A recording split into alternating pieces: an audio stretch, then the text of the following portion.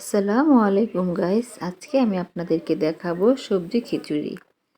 তো শীতের মধ্যে হঠাৎ রাত্রে খেতে ইচ্ছে করলো সবজি খিচুড়ি, তাই রান্না করে ফেললাম। তো কিভাবে রান্নালাম সেটাই শেয়ার করব।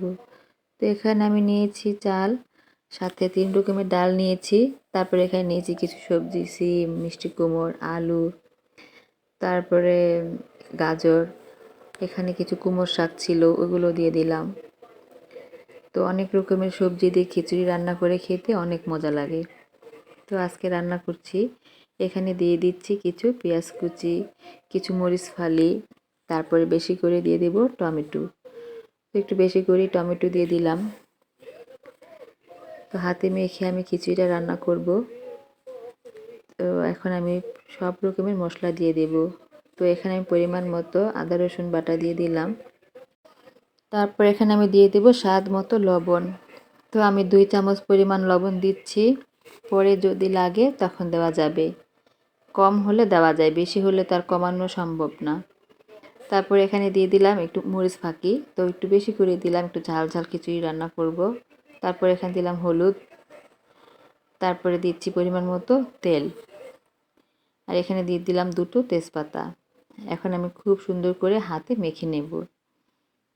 খুব সুন্দর করে মেখে পরিমাণ মতো পানি দিয়ে আমি রান্না করব। তো শীতের দিনে সবজি খিচুড়ি বলেন, মাংস দিয়ে খিচুড়ি বলেন, যেটাই বলেন না কেন, খুব ভালো লাগে খেতে। তো এখন পরিমাণ মতো পানি দিয়ে দিচ্ছি। তো পানি দিয়ে আমি এখন গ্যাসে বসিয়ে দিলাম। এখন ঢাকনা দিয়ে ঢেকে দিচ্ছি। তো আমি এভাবে রান্না করে নেব।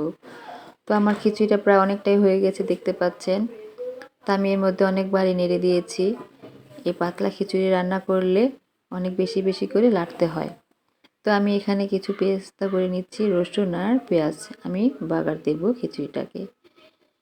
বাগার না দিয়েও খাওয়া যেত, তো একটু বাগার দিলাম, টেস্টটা আর একটু বাড়বে তাই। খিচুড়ি থেকে তো অনেক সুন্দর ঘ্রাণ বেরিয়েছে, খেতে তো অনেক মজা হবে। তো এখন দিয়ে দেব ধনিয়া পাতা। ধনিয়া পাতাটা দিয়ে আমি কিছুক্ষণ ঢেকে রেখে দেব, তাহলে খিচুড়িটা আরেকটু নরম হবে, আরও ভালো হবে খেতে।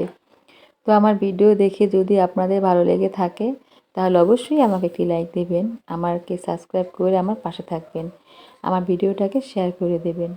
সবাই ভালো থাকবেন। আল্লাহ হাফেজ।